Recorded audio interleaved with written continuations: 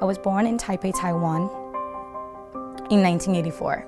We lived there until I was 8, and then when I was 8, just before I turned 9, my parents decided to ship me back to the Maldives because they felt like it was time for me to learn Maldivian.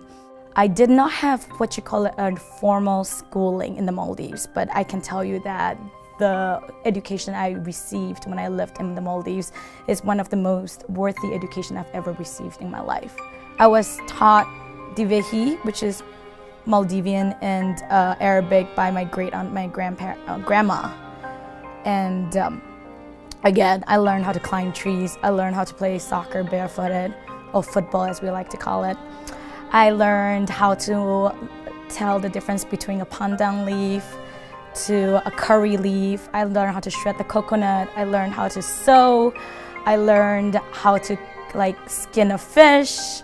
I learned tell the difference between a good egg from a bad egg, so I don't eat the bad egg because it's just rotten. You know, I learned how to watch dolphins and swim in the sea and don't be afraid of new things.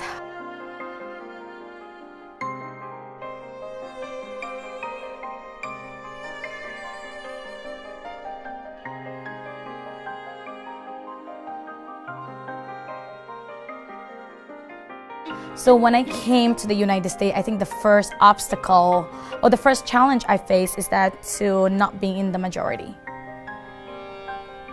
Like, granted, I'm biracial, so I grew up in my home countries where the people don't really look like me. And I also live in host countries where even I'm not part of their culture. So there's always an awareness of what it means to be the other. But I think the understanding is mutual, and the understanding was somewhat friendly.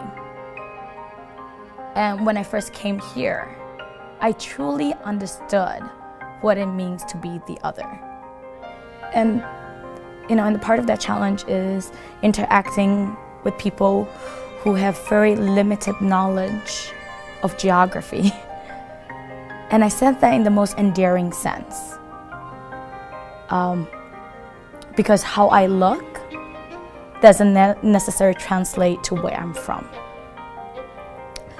And that totally shakes an American's paradigm when I first came here.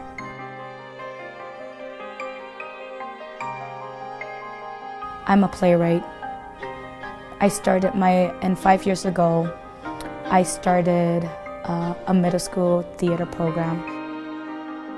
I was invited to really shape and design a theater program for middle school students, 6, 7, 8, in the service of my vision of how I see the world.